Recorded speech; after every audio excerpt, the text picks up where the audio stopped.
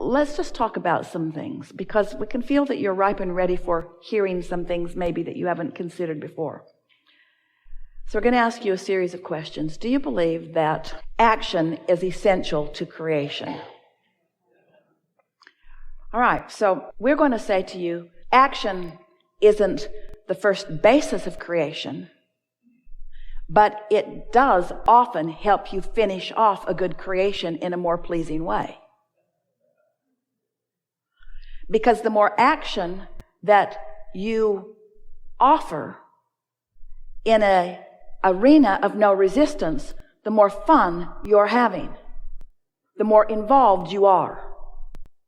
It's like the difference between being a spectator and being a participant, of listening to someone sing or singing, of listening to someone else's ideas and you having an idea, being a participant in your own life experience. So we're going to ask you some more questions. So, is action essential to creation? It is, isn't it? Let's make it even clearer. Is action essential to robust, delicious, tactile, see it, hear it, smell it, taste it, touch it, creation? Yes. Emphatically, yes. What happens if you try to jump into action before you're in alignment? It doesn't work, does it? So it isn't whether action is good or not. It's when the action is best. Yes? So is action better when there's a strong need? Or is action better when there's a strong desire? And by strong, do we mean painful or big? Can you feel the difference between a desire that is life-giving and exhilarating and a desire that is... We said to someone one day, we wanted to get them to talk about what they wanted, and we listed a few things to try to prime the pump. And she said, I've already got that, I don't want that. I've already got that, I don't want that. And it was clear that she was associating desire with that feeling of not having. We're talking about feeling of pure desire being the feeling of anticipation, of knowing for sure that you can have this thing and you just figured out that you want it. That's that fresh desire. Do you remember that? We're asking you to go back a ways. Do you remember being a kid and wanting something and not trampling it to death with your belief that you couldn't have it? Do you remember those fresh desires? That's what we're talking about getting back to. We're talking about not jumping into action so fast, jumping into meditation more, jumping into lying in bed more and basking more, making lists of things that you appreciate more, or just having non-thought for no reason, doing more things that are pleasurable, listening to more music, finding more reasons to feel good, listening to more meditation CDs, finding ways to come into alignment with who you are, and then letting the desire be something that is born out of that, and then, you see. So here's some things that you could say to friends who are saying, what do you want? And you could say, which was one of the reasons that we appreciated our friend who came up with all kinds of desire to be in the chair, who had nothing to say once he got here. And the reason that he had nothing to say once he got here was what we wanted to demonstrate with that is a lovely state of being for you to be in. Because often when you've got an active desire, you are not in the receiving mode. It's like the question is a different vibration than the answer, and the problem is a different vibration than the solution. And sometimes when you continue to ask the question and ask the question and ask the question, or solve the problem or solve the problem or solve the problem or solve the problem, you hold yourself out of the receiving mode. And so then how does that feel? That's what we want to call your attention to. How does that feel? So if someone says to you, what do you want?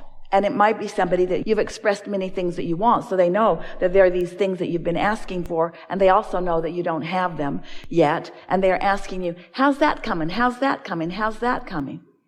What would you think when someone says, what do you want, of giving them the answer, sort of like our friend gave us earlier? My mind's blank right now. My mind is blank right now. What do you mean? I mean, I'm not in the receiving mode, so I can't really tell you exactly what I want right now.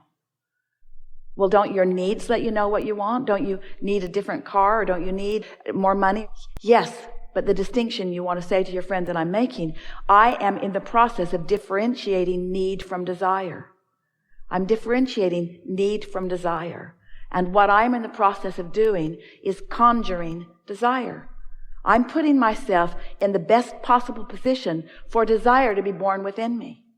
When you were little, your desires were born all day, every day. And those well-meaning and sometimes not so well-meaning, screwed up people that were in your life, they began teaching you things that caused you to adopt beliefs that made you stop believing in your desires, to the point that now when we talk to a room full of people like this, you can't really find a pure desire. You can't really find a pure desire because you haven't been in the receptive mode frequently enough or consistently enough for a pure desire to be born. And so you think that your needs are your desires. You think that you desire more money because you need more money. Or you think that you desire a better job because you need more money from that. But we want you to get to the basis of what your pure desires are. We want you to remember what you knew when you came, that you are the creator of your own reality and that you can be or do or have anything. We want you to feel that fresh friskiness that comes from tuning into the vibration of who you really are. We want you to allow yourself to become your total self who has the big picture. We want you to remember that you are an uplifter and that you are a lover and that you are an allower and that you want to feel good. That's what we want for you. We want you to return to the vibrational frequency of who you really are, rather than just catching glimpses of it or snatches of it in between all of the efforting that you're doing and all the trying and comparing and struggling and defending and justifying that you're doing. We want you to awaken to the remembering of who you really are, because your inner being knows who you are. Your inner being knows who you are and knows where you stand in relationship to everything that you want.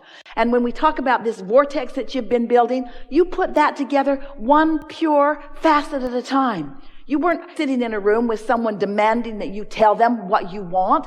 That was just born out of life experience. When someone was rude to you, you knew that it should be otherwise. When someone didn't love you, you knew that you wanted them to be in the receiving mode because you knew that you wanted them to love, not only for your benefit, but for theirs as well. When you were confused, you knew that you wanted clarity. When you were lost, you knew that you wanted to know where you were going. When you didn't have enough of something, when you were tired, when you didn't have vitality, you wanted more vitality. In other words, life has caused you to purely create what you want. There is a vibrational version of you who knows precisely what you want. There's fresh, pure desire in this vortex. And law of attraction is spinning it up and spinning it up and spinning it up, and it's ready to be revealed to you.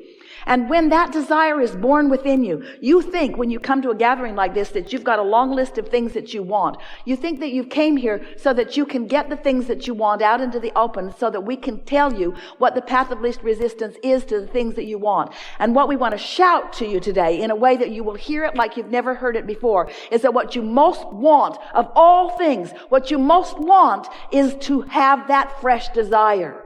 What you want is to want.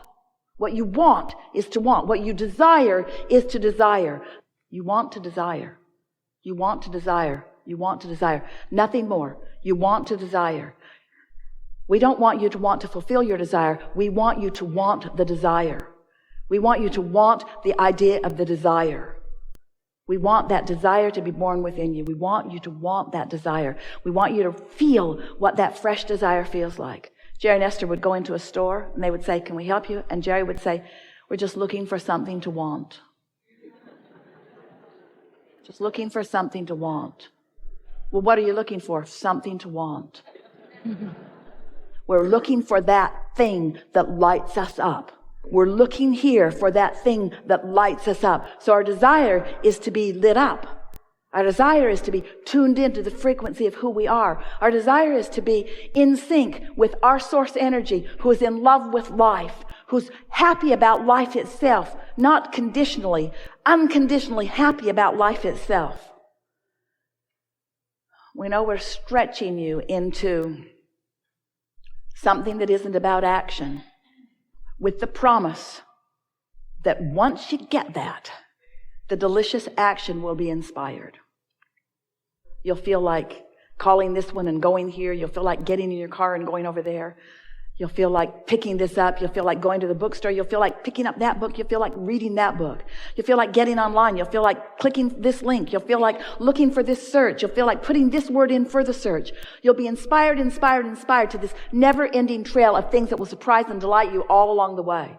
You came here to live happily ever after, not just sporadically stumble upon things that feel good. You came here to consistently find things from life experience, tune into the frequency of that desire, and then systematically watch it move as a cooperative universe gives you everything that is necessary for the fulfillment, for the complete full fulfillment of.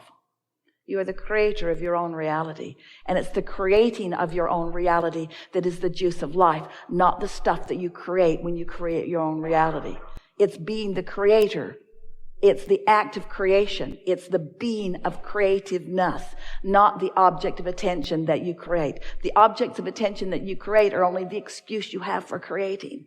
It's only the excuse you have for flowing. It's only the excuse you have for tapping in. It's only the excuse you have for being in the flow of that, you see. We have enjoyed you.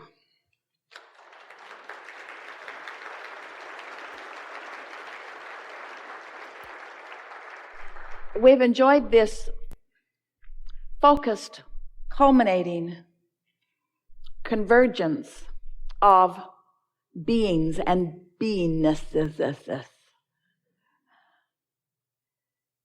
We are a good mix together.